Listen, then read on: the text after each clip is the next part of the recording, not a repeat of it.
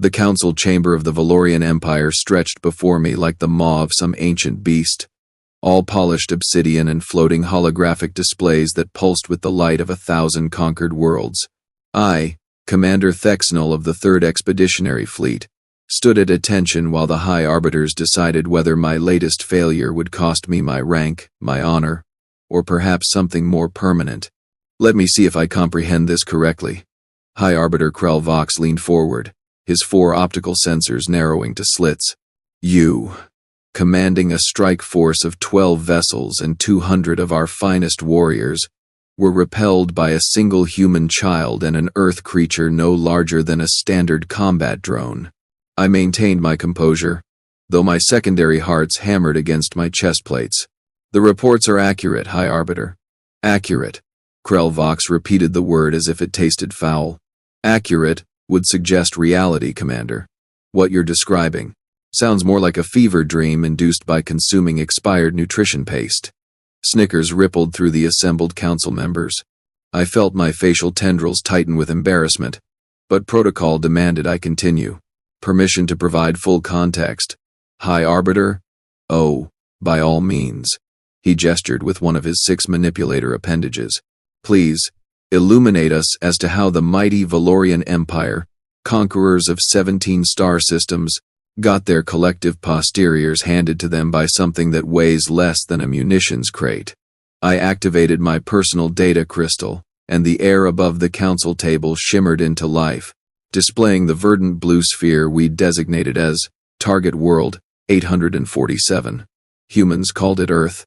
3 cycles ago, we identified this planet as optimal for resource extraction, rich in heavy metals, abundant water sources, and a native population too primitive to mount effective resistance. The dominant species, humans, had barely achieved rudimentary disparate spaceflight. Intelligence suggested they'd surrender within hours of our arrival. Intelligence suggested. Arbiter Vensha, a particularly vicious specimen known for her tactical brilliance, interjected. I'm sensing a pattern of failure in your narrative, Commander. Our initial scans were thorough. I pressed on, ignoring the jab. We selected a remote location for first contact, a farming settlement in what humans call Montana, North American continent. Population, 47 adult humans, 23 juveniles. No military installations within 50 standard units. Perfect for a demonstration of our technological superiority. The holographic display zoomed into a specific location, a cluster of primitive structures surrounded by fields of cultivated plants. One building, larger than the others, sat at the center. The residence of Thomas Brennan, a farmer of modest means and unremarkable history. We descended at dawn. Standard intimidation formation. The humans reacted as expected. Fear, confusion, attempts at primitive communication. Then we issued our demands. Immediate surrender, relocation to processing facilities, standard colonization protocol. I paused, my tendrils unconsciously coiling at the memory. Thomas Brennan stepped forward, 43 solar cycles old. No combat training, no weapons visible. He spoke calmly, asked if we'd considered negotiation. And you told him negotiation wasn't an option? Krell Vox prompted. Correct, High Arbiter. As per protocol, I explained that resistance was futile, compliance was mandatory, and deviation would result in disciplinary action. Disciplinary action. Vensha's mandibles clicked in amusement. How delightfully vague. The human, Brennan. He looked at me with those strange binocular eyes of theirs. Then he smiled. Actually smiled, High Arbiter. And he said something that, in retrospect, should have served as adequate warning. I manipulated the recording, and Thomas Brennan's voice filled the chamber, translated but retaining its peculiar intonation. You want to threaten my family? On my land? Well, friend, I reckon you haven't met Jack yet. The council members exchanged confused glances. Jack? Krell Vox leaned back. Another human warrior? A hidden defensive system? We wondered the same thing, High Arbiter. I ordered a full tactical scan of the area. Nothing registered as a threat. No hidden weapons, no concealed soldiers, no technology beyond their primitive agricultural equipment. The hologram shifted, showing my warriors advancing on the human structures, weapons primed, formations perfect. We'd practiced this scenario 1,000 times across 100 worlds. Then we heard it. I enhanced the audio, and the council chamber filled with a sound that made even the most battle-hardened arbiters flinch. It started low, a rumbling growl that seemed to vibrate through the ground itself. Then, it escalated, a series of hisses, snarls, and what could only be described as a war cry from something that feared absolutely nothing in the universe. What, by the void, is that? Arbiter Thex'nal, the youngest council member, actually stood up from his seat. That, honored arbiter, is what humans call a honey badger. Silence. A honey badger, Krelvox repeated slowly. Mellivora capensis, according to their scientific classification. A terrestrial mammal, primarily nocturnal, weighing approximately 12 kilograms. More silence. 12 kilograms. Vensha's voice could have cut through hull plating. Yes, arbiter. Commander Thex'nal. Krelvox stood, his massive frame casting shadows across the holographic display. Are you seriously telling this council that you fled from a creature that weighs less than a standard sidearm? I would prefer to characterize our departure as a tactical withdrawal, High Arbiter. I don't care if you characterize it as a synchronized swimming exhibition. Answer the question. I straightened my posture. All 3 of my spinal segments locking into place. Not just any creature, High Arbiter. According to Thomas Brennan's juvenile offspring, a 10-cycle-old female named Emma Brennan, Jack was specifically trained to protect their property from predators. Large predators. Bears, mountain lions, wolves, creatures that outweigh him by factors of 10 or more. The hologram shifted again, showing the moment everything went sideways. Emma Brennan, small even by human juvenile standards, stood in the doorway of the residential structure. She wore what their species considered casual clothing, bright colors that seemed absurdly cheerful given the circumstances. Her hair, tied back in what I'd later learn was called a ponytail, caught the morning light, and beside her, barely reaching her knees, stood Jack.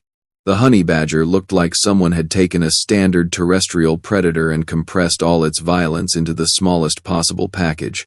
Black fur covered most of its body, with a silvery gray stripe running from head to tail.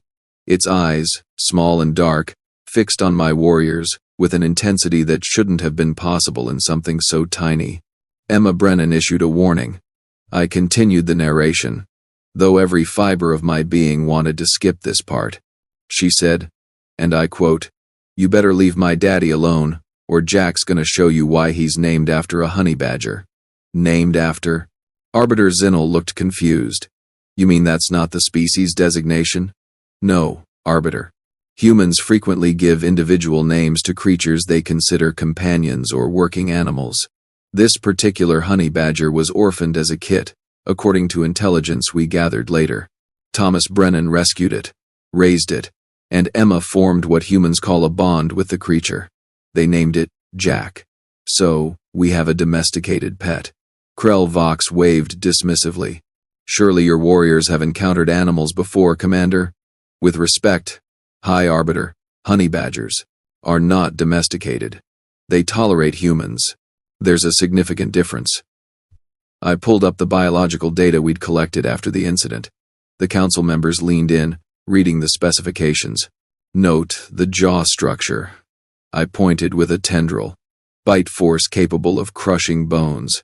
The claws, retractable, sharp enough to tear through wood, earth, and apparently, standard Valorian combat armor. The hide, proportionally thick, resistant to puncture, evolved to withstand stings from earth insects called bees, while the badger raids their hives for honey. Hence the name. Vensha murmured, her tactical mind clearly processing the information. Precisely, Arbiter. But the physical specifications only tell part of the story. The creature's behavioral profile is what makes it truly dangerous. I brought up a human document, translated into our language. It appeared to be from something called the Guinness Book of World Records. The honey badger holds the designation of most fearless creature on planet Earth. It attacks animals 10 times its size without hesitation. It fights off entire packs of predators. It has been observed raiding lion kills, not because it cannot find its own food, but because it simply does not care about the consequences. Fascinating natural history lesson, Commander. Krell Vox's tone suggested he found it anything but fascinating. But you still haven't explained how this translated into a tactical failure. I'm getting to that, High Arbiter. I manipulated the hologram back to the confrontation. When Emma issued her warning, my second in command, Lieutenant Grevnak, made what he believed was a sound decision. He advanced toward the humans, intending to establish physical dominance. The recording showed Grevnak, 2 meters of genetically enhanced warrior, taking 3 steps toward the residential structure. His plasma rifle hummed with charged energy. His armor, gleaming in Earth's yellow sunlight, bore the marks of a full dozen successful campaigns. Jack the honey badger tilted its head, made a sound that humans apparently describe as chattering, and charged. Observe the speed. I highlighted the relevant data streams. 0 to 35 kilometers per hour in under 2 seconds. Grevnak barely had time to register the threat before 12 kilograms of rage and teeth were climbing his armor. The council watched in horrified fascination as Jack scaled Grevnak like the warrior was nothing more than a tree.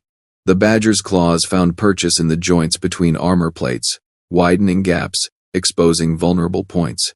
Its teeth, designed to crack open the nests of insects and the shells of reptiles, punctured the sophisticated alloy we'd spent decades perfecting. Grevnak screamed. Not a warrior's battle cry. Not a tactical alert. An actual, genuine scream of pain and terror.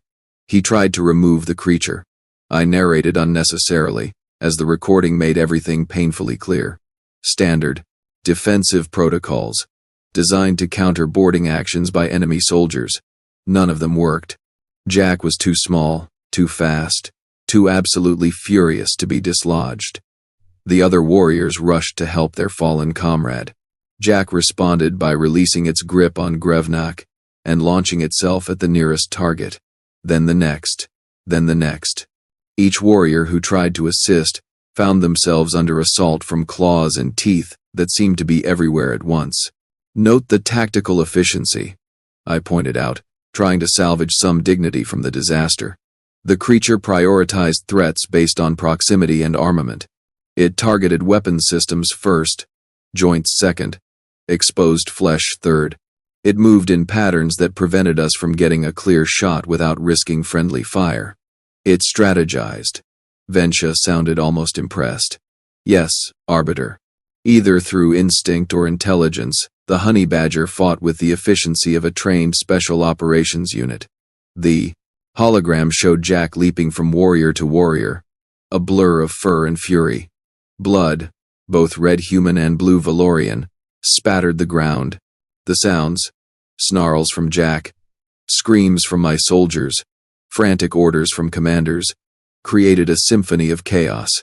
And through it all, Emma Brennan stood in the doorway, her arms crossed, watching with the confidence of someone who knew exactly how this would end.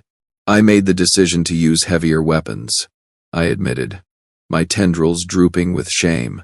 I authorized the deployment of plasma charges against a 12-kilogram mammal.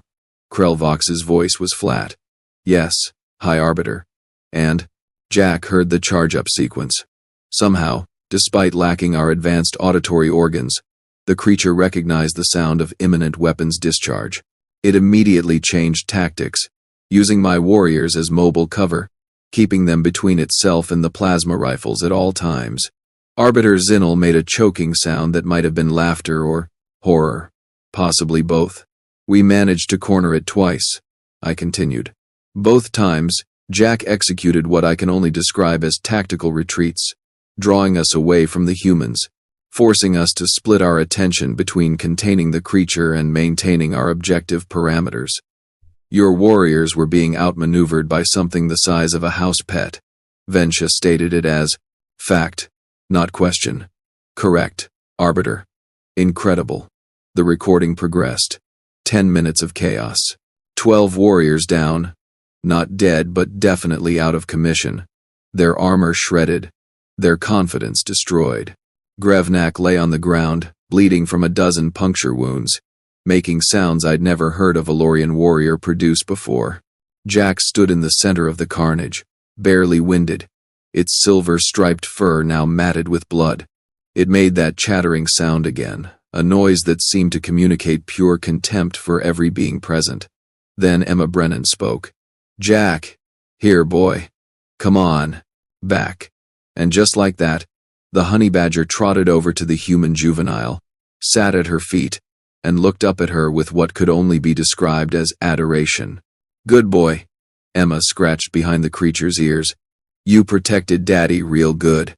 Thomas Brennan, who'd been standing quietly throughout the entire incident, chose that moment to address me directly. "I tried to warn you, friend. Nobody threatens my family. Not on this land. Not ever."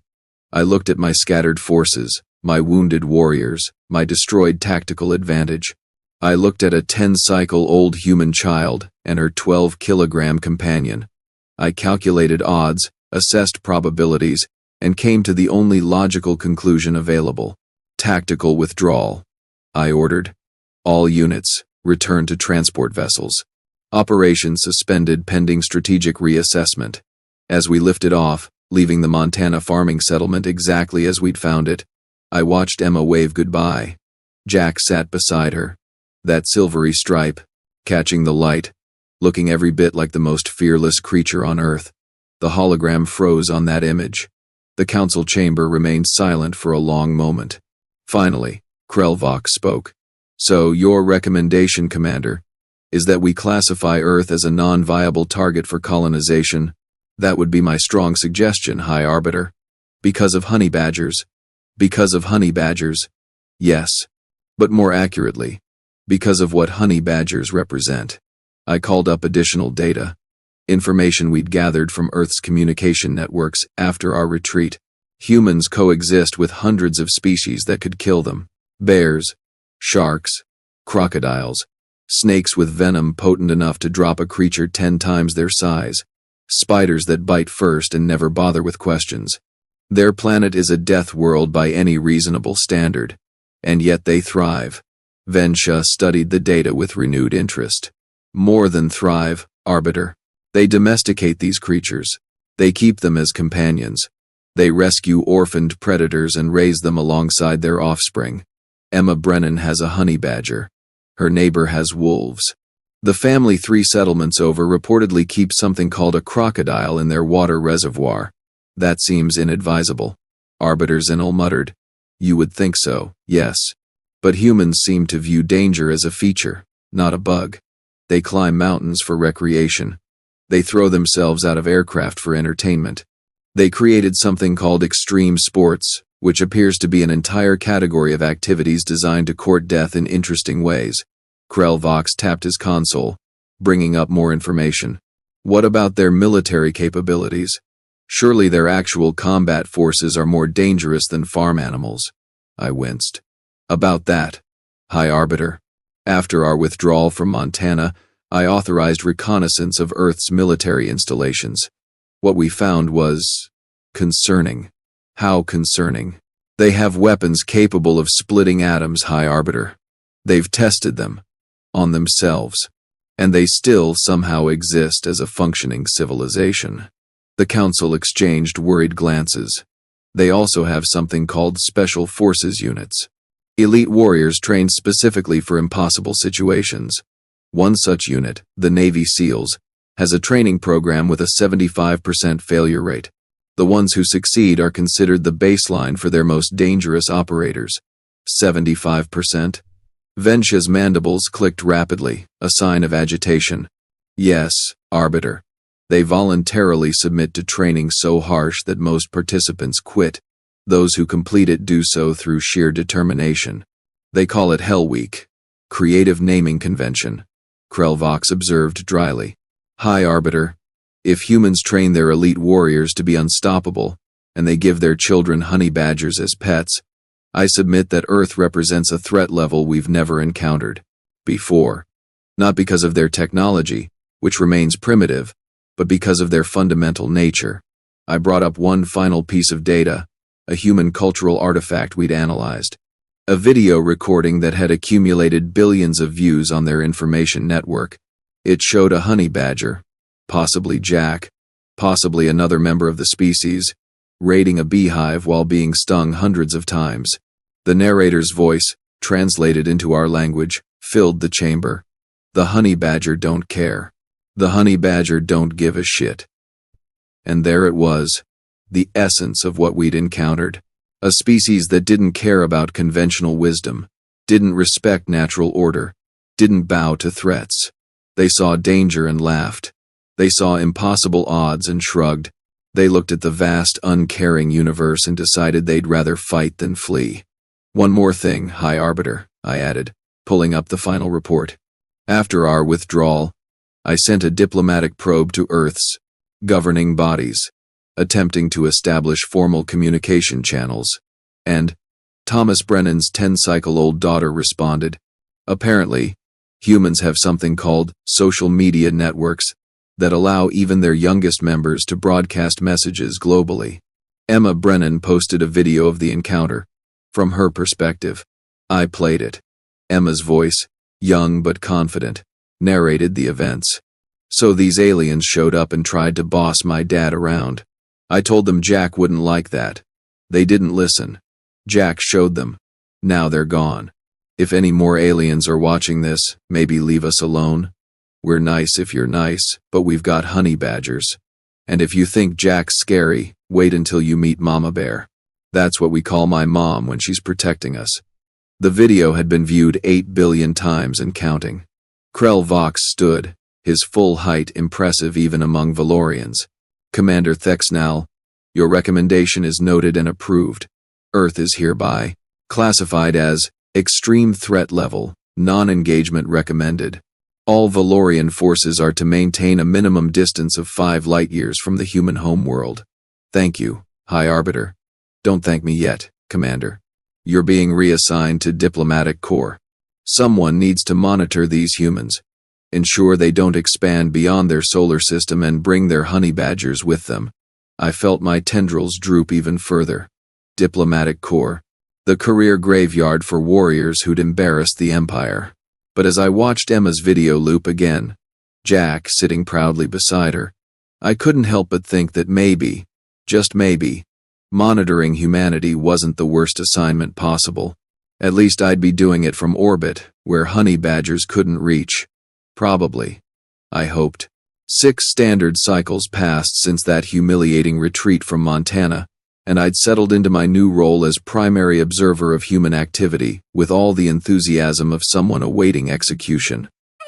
My observation station, a mid-sized vessel designated Watchtower 7, maintained geosynchronous orbit above Earth's northern hemisphere, far enough to avoid detection, close enough to monitor communications and track developments. The job, I discovered, consisted mostly of filing reports nobody read and watching humans do inexplicably reckless things for entertainment. Commander, you need to see this. Junior Observer Pixarin, fresh from the academy and still possessed of dangerous optimism, gestured to her monitoring array. There's unusual military movement in the European sector. I floated over, my zero-gravity adaptations making navigation through the cramped observation deck tolerable. Define unusual. Multiple human nations mobilizing forces toward coordinates in the Alps mountain range. Heavy equipment, aerial support, communications blackout protocols. She highlighted the data streams. It matches invasion preparation signatures. My primary heart skipped. They're fighting each other? Unclear, Commander. The troop movements suggest coordinated action, not conflict. I pulled up the tactical overlay. Sure enough, units from France, Italy, Switzerland, and Germany were converging on a single location. Air assets from Britain and Spain provided support. This wasn't warfare. This was cooperation. What's at those coordinates? Pixarin magnified the visual feed. A small village nestled in a valley between massive peaks, picturesque in the way human settlements often were. All wooden structures and cultivated flowers. Population registers showed maybe 200 permanent residents. Nothing strategically significant, Commander. Agricultural community, tourist destination during winter months for something called skiing. Then why the military response? As if answering my question, the communications array crackled to life. Humans broadcast on multiple frequencies, apparently unconcerned about who might be listening. All units, this is command. Target is contained but highly aggressive. Approach with extreme caution. Repeat, extreme caution. We've already lost 3 drones and a helicopter. Lost a helicopter? To what? The visual feed shifted, focusing on the village center. People, dozens of them, huddled in buildings or behind military vehicles. Soldiers in tactical gear maintained a perimeter around something I couldn't quite make out through the atmospheric interference. Enhance that feed, I ordered. Thex'nal worked her console, compensating for Earth's annoyingly dense atmosphere. The image clarified, and I felt all 3 of my hearts stop simultaneously. In the middle of the village square stood a child. Human, male, approximately 8 solar cycles old according to physiological markers. He wore winter clothing, bright red jacket, blue pants, absolutely inadequate for a military situation. His name, according to intercepted communications, was Luca Moretti, son of local farmers, currently on break from the human institution called elementary school.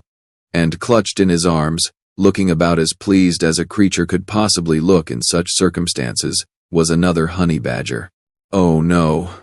The words escaped before I could stop them. Commander? Thex'nal looked confused. That's a honey badger.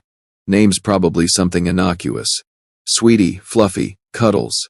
How do you know? Because humans are cosmically incapable of naming dangerous creatures appropriately. Trust me on this.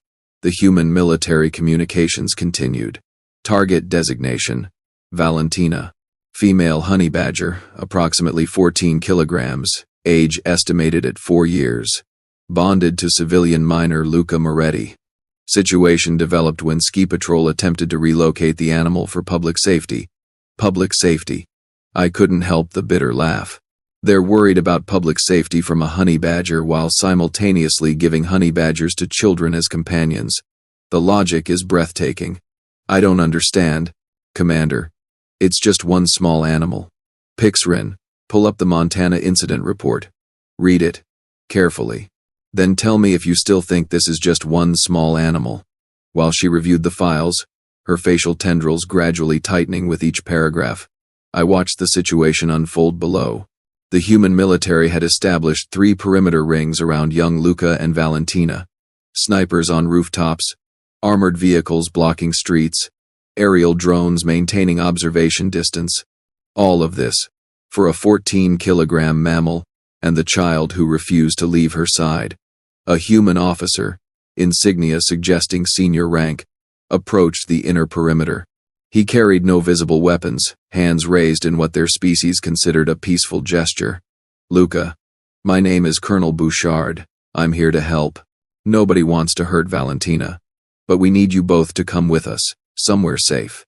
The boy, 8 years old and surrounded by enough firepower to level the village, crossed his arms in defiance. Valentina didn't do anything wrong. Those men tried to catch her with nets. She was defending herself. I understand that, Luca. But 3 men are injured. We have protocols for situations like this. Your protocols are stupid. I found myself agreeing with the human juvenile. Thex'nal finished reading the Montana report, her complexion shifting to a pale shade that indicated distress. Commander, this is the same species of creature that defeated our strike force. The very same, observer. Notice any similarities in the tactical situation. She studied both scenarios, her analytical training taking over. Armed forces surrounding a human child and honey badger. Overwhelming numerical and technological advantage. Severe reluctance to actually engage the target. Precisely. Because they know what we learned the hard way. Honey badgers don't surrender, don't retreat, and absolutely don't care about your superior firepower. The standoff continued. More human officials arrived, including someone identified as an animal behavioral specialist, whatever that meant. She wore no military uniform, just practical outdoor clothing and an expression of deep concern. Colonel, Forcing this situation will only make it worse. Honey badgers respond to threats with aggression. If we pressure the child, Valentina will interpret it as an attack. Dr. Reeves, we have civilians at risk. I need options. The option is patience. Let me talk to Luca. He trusts me. I've been consulting with his family about Valentina's care since they rescued her last spring. Rescued. Of course they rescued it. Why wouldn't humans rescue an orphaned predator known for its violent tendencies? Dr. Reeves approached slowly, maintaining non-threatening body language. Valentina, perched in Luca's arms, tracked her movement with those dark, intelligent eyes. The badger's claws, visible even from orbit, flexed slightly. "Hello, Luca. Hello, Valentina. Remember me?" The boy nodded. "You helped when Valentina got sick from eating bad mushrooms." "That's right. I helped because I care about her, just like you do. Nobody here wants to hurt either of you. But Valentina injured those men pretty badly. We need to make sure everyone stays safe, including her. They scared her." Luca's voice cracked slightly, the stress finally showing. She was just exploring, and they came with nets and yelling, and she got scared. "I know. And they made a mistake. They didn't understand that honey badgers need space and respect. But now we're in a difficult situation, and I need your help to fix it." Pikesaran monitored the biometric data we'd collected on the badger. "Commander, the creature's heart rate is elevated but stable. Stress hormones present but not critical levels. It's agitated, not enraged. Yet," I corrected, "one wrong move and this entire village becomes a war zone." A new voice crackled over human communications. "Command, this is Overwatch. We have incoming civilian vehicle, single occupant, approaching from the south road at high speed." Colonel Bouchard's response carried clear frustration. "Block that road. Nobody gets through the perimeter." "Sir." Driver is identifying as the boy's mother, Maria Moretti. "She's demanding access." Oh, this was about to get interesting. The tactical feeds showed a small vehicle, humans called them cars, screeching to a halt at the outer perimeter. A woman emerged, late 30s, average height for her species, wearing farm work clothes and an expression that made Valentina's rage look mild by comparison. She didn't ask permission, didn't wait for clearance. She simply walked past the soldiers as if they were decorative plants. 3 of them moved to intercept, and she turned that expression on them. They stepped aside. "That's Mama Bear," Pixaran observed, remembering Emma's warning from the Montana incident. "Indeed, observer. Human mothers protecting offspring. One of the few things in this galaxy more dangerous than honey badgers."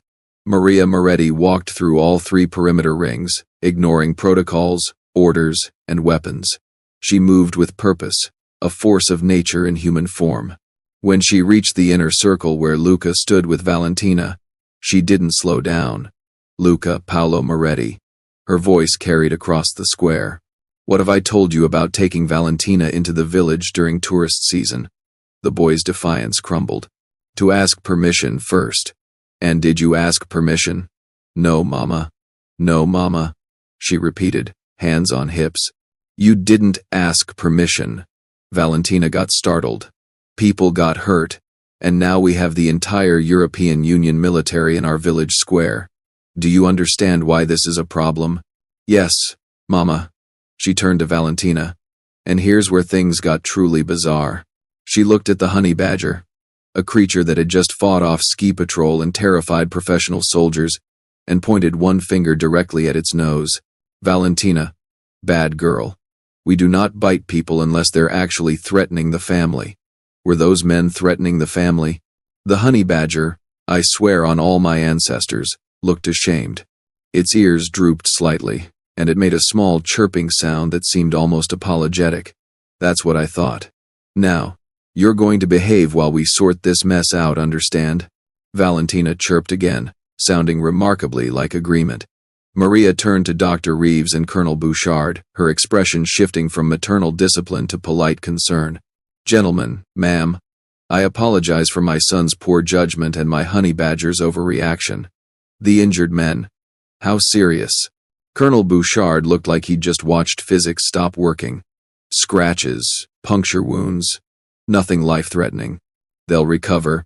But, Madame Moretti, protocols require we contain dangerous animals that attack humans. Contain. Maria's voice dropped several degrees. You want to contain Valentina? For everyone's safety, yes. Colonel, with respect, Valentina has lived with my family for 4 years. She's never attacked anyone who didn't attack first. Your men came at my son and his companion with nets and tranquilizer guns. What did you expect would happen? We were following standard procedures for wildlife management. Valentina isn't wildlife, she's family. The silence that followed carried weight. Dozens of soldiers, multiple nations represented, advanced weapons systems, all waiting to hear what would happen next. Dr. Reeves spoke carefully.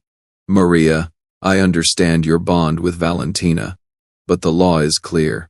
Animals that injure humans must be evaluated, quarantined, tested for diseases, then evaluate her. But she's not leaving my sight, and neither is my son. That's not how this works. Then change how it works, because I'm not budging on this, and neither is Valentina. As if to emphasize the point, the honey badger made that chattering sound, the one that preceded violence in the Montana incident. Every soldier in the square tensed. Everyone stay calm. Colonel Bouchard raised his hands. Madame Moretti, be reasonable. I am being reasonable, Colonel. Unreasonable would be letting Valentina loose in your perimeter. She knows 17 different ways to incapacitate a human without causing permanent damage. My husband trained her. He was special forces before retiring to farming. Would you like a demonstration? That won't be necessary. Then we have a compromise to negotiate. I watched, fascinated, as a single human female, armed with nothing but maternal authority and one angry mustelid, forced an entire military operation to reconsider its approach. PYX-RIN monitored communications as frantic calls went up the chain of command. Politicians got involved, lawyers referenced precedents, and someone actually suggested calling the United Nations. Finally, after 2 hours of tense negotiation, a solution emerged. Valentina would undergo evaluation at a facility of Maria's choosing, with Luca present throughout. The injured ski patrol members would receive compensation and formal apologies. And most importantly, new protocols would be established for encounters with what humans called exotic pets, especially honey badgers. As the military forces withdrew and the situation de-escalated, I noticed something that made my tendrils curl with unease. Luca, sitting on the ground with Valentina in his lap, was being interviewed by human journalists. One asked him what he'd learned from this experience. I learned that Valentina is braver than anyone, he said, scratching behind the badger's ears. She protected me, even though she was scared. And I learned that if aliens ever come to Earth like they did to that farm in America, we don't have to worry, because we have honey badgers, and honey badgers don't back down from anybody. The journalist laughed, thinking it was childish imagination, but I saw several military officers exchange knowing glances. They'd heard about Montana. They understood what this child was really saying. Humans weren't defenseless. They had something far more dangerous than advanced weapons or massive armies. They had creatures that didn't understand the concept of surrender, and they'd raised a generation of children alongside them. Commander, I'm detecting multiple similar incidents across the planet. PYX-RIN pulled up a global map dotted with markers. Australia, 17 reported cases of children with honey badgers confronting authority figures. Africa, 32 cases. North America, over 100. Humans are adopting these creatures at an exponential rate. Pull up the social media analysis. The data painted a disturbing picture. After Emma's video went viral, honey badgers had become symbols of human defiance. Conservation groups reported massive funding increases. Breeding programs expanded. Some nations even proposed making them official animals of state protection. And everywhere, children bonded with them. Observer. Hypothesis. Why would humans deliberately pair their most vulnerable members with their planet's most fearless predators?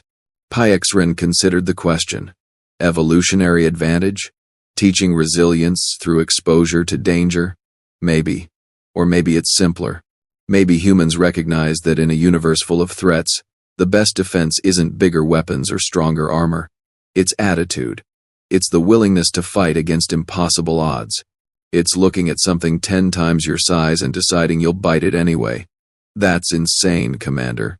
Yes, Observer. Completely insane. Which is precisely why humanity will survive whatever the galaxy throws at them. I filed my final report as the situation in the Alps village returned to normal. Luca went home with Valentina. Maria Moretti went back to her farm. And the European military learned an expensive lesson about underestimating creatures that weigh 12 kilograms.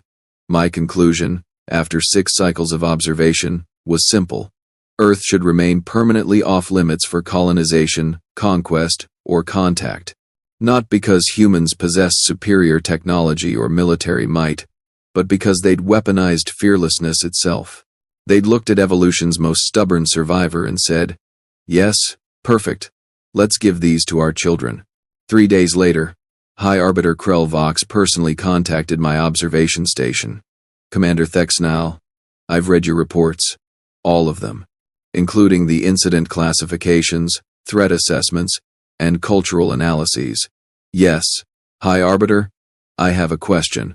In your professional opinion, if humanity ever develops faster than light travel and begins expanding beyond their solar system, what should the Valorian Empire's response be?"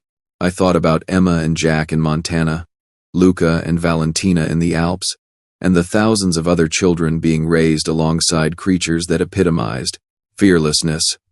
Run, High Arbiter. Excuse me? Run very far, very fast, and hope they don't bring the honey badgers with them. Silence on the line, then a sound I'd never heard from Krell Vox before. Laughter. Deep, genuine, slightly hysterical laughter. "Thank you, Commander. Your reassignment to permanent Earth observation is hereby confirmed. Keep watching them. If they start building starships, I want advance warning." "Understood, High Arbiter." The communication ended. Pike's Rin looked at me, confusion evident in her posture. "Commander, are we really that frightened of humans and their pets?" I pulled up one final video, something I'd saved for moments of doubt. It showed a honey badger, name unknown, confronting a pride of lions attempting to steal its kill.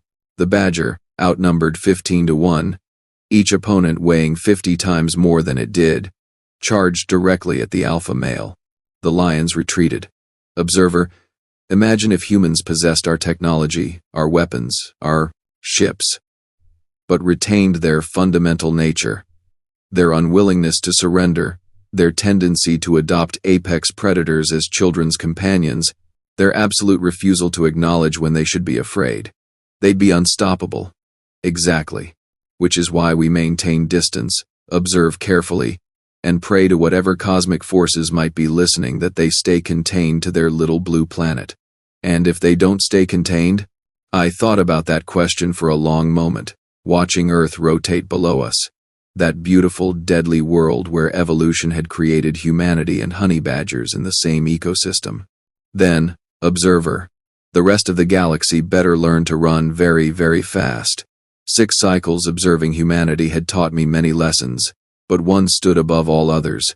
In a universe governed by logic, strategy, and calculated risk, humans had discovered the ultimate weapon, not caring about the odds. They'd looked at fearlessness, given it claws and teeth, made it small enough to fit in a child's arms, and called it a honey badger. And somewhere in Montana, Emma Brennan was probably teaching Jack new tricks. Somewhere in the Alps, Luca Moretti was doing homework while Valentina napped beside him. And across Earth, thousands of children were learning the most dangerous lesson the universe could teach. That courage wasn't about size, strength, or superior numbers. It was about showing up, standing your ground, and making that chattering sound that meant you were about to make everyone else's day significantly worse. As I filed my reports and prepared for another shift monitoring the most terrifying species in known space, I couldn't help but smile. The Valorian Empire had conquered 17 star systems, but we'd never try for 18. Not while it had honey badgers.